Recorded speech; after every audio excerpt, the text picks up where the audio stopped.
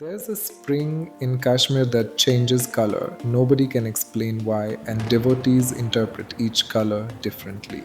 That's just one of 7 stories this valley's been hiding in plain sight. A disputed quote, a vanished script, a spice grown from a lake that no longer exists, a 1,000-year-old temple people drive straight past, ice that millions see as Shiv, and a bridge having a full identity crisis. Some documented, some survive only through tradition. Put together, they make this place feel like somewhere you've never actually been. So let's uncover 7 things Kashmir never told you.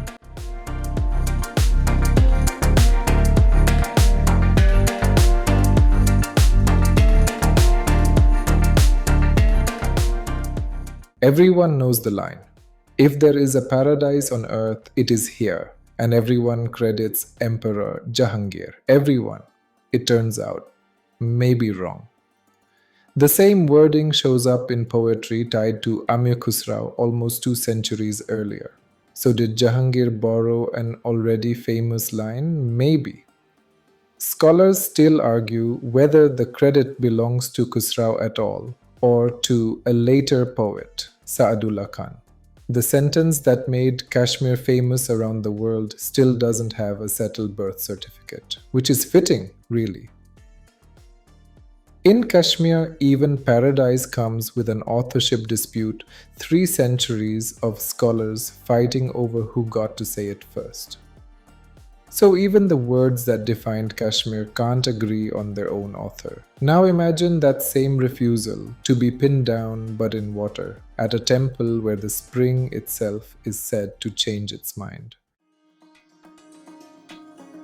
At Kir Bhavani temple, a sacred spring surrounds the shrine and tradition holds that its water changes color, clear, green, red, even black. Not every shift means the same thing. Clear or milky water is read as a good sign. Black or red is read as a warning. Science, meanwhile, has yet to offer a tidy answer. So here, faith and science are staring at the same water, one looking for an explanation, the other for a sign. Same spring, 2 very different conversations. And the water, as usual, isn't saying which one is right. But Kashmir didn't only hide its meaning in water, it hid its very alphabet. A script so forgotten, the valley it was named for can no longer read it.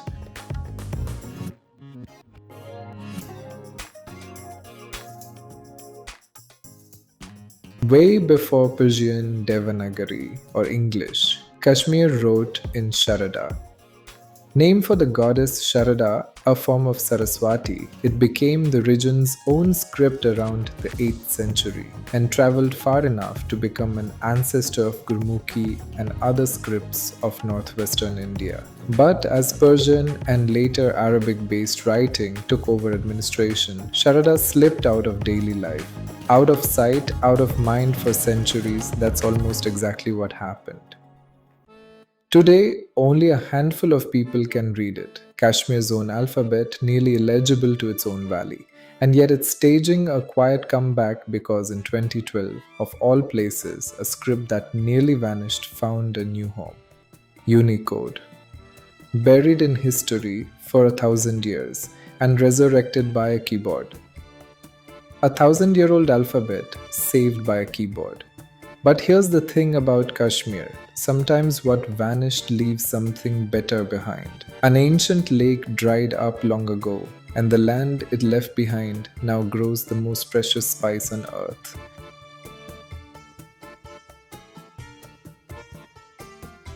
We mentioned saffron before, but what actually makes it possible? Saffron is fussy, very fussy. It demands exact soil, exact elevation, exact climate, and Kashmir's Kariwas, the flat plateaus left behind by an ancient lake, happen to hold nearly the perfect recipe. In Pampore, the fields turn purple for barely 2 or 3 weeks each October. Then it's a race against time, every flower picked by hand before sunrise while the blooms are still closed. And here's the astonishing part, roughly 150,000 flowers for a single kilogram. 150,000, each one opened by hand. Kashmir's most precious spice, measured not in kilos, but in patience. 150,000 flowers for a single kilogram. You think a place that produces something that rare would guard everything precious. Instead, it leaves one of its oldest treasures sitting in plain sight for everyone to drive straight past. Not every temple in Kashmir sits on a hilltop drawing crowds. Near Old Srinagar sits Pandrethan Temple, small stone dedicated to Shiv, over 1,000 years old. It stands inside its own water tank, appearing almost to float depending on the season. This was once part of Kashmir's old capital. When the city around it was destroyed, this temple somehow survived. Most visitors simply drive past. But step closer and its stone ceiling, carved more than 10 centuries ago, is still intact. 10 centuries of rain, war, and rebuilding, and the roof never gave up. Sometimes the best stories in Kashmir aren't the ones drawing crowds. They're the ones everyone drives past, quietly, every day, missing the oldest roof in the city. The oldest roof in the city, and nobody stops to look up. But Kashmir saves its strangest secret for higher ground. 12,000 feet up inside a cave, water turns into something millions believe is a god.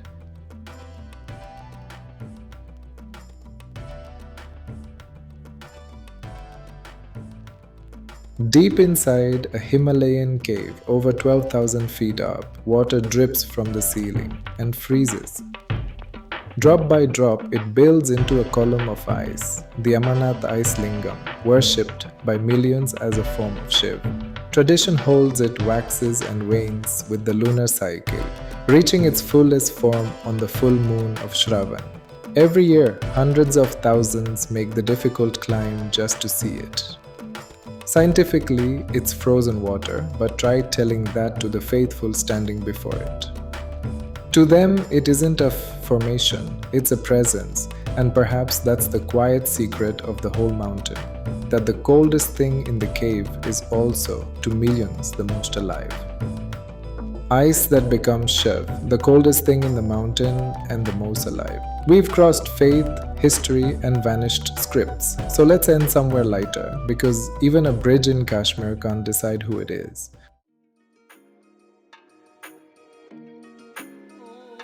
Last mystery, a small one, because even a bridge in Kashmir has an identity crisis. Crossing the Jhelum in Srinagar is a wooden footbridge called simply Zero Bridge. The official story, it stands just upstream of Amira Kadal, long considered the city's first bridge, so this one became Zero, the bridge before the first. Locals tell it differently. The contractor, they say, was hard of hearing, which is Zor in Kashmiri. Over time, Zor Bridge became Zero Bridge. Nobody can say for certain which story is true, which in Kashmir seems about right. Even the bridges leave you wondering which one to cross, and whether the name you're using is the right one. And that's the thing about Kashmir. The bridge doesn't know its own name. The quote doesn't know its own author. The script doesn't know its own readers. And somehow that's exactly what makes it paradise. A place that keeps refusing to be fully known. So next time someone shows you the postcard, remember, paradise has 7 things it never told you. Thank you for watching the second episode on Kashmir. If you enjoyed this journey, please like, subscribe, and join me as we continue exploring the stories that connect our past with our present. Until next time, explore deeply, live meaningfully, stay rooted.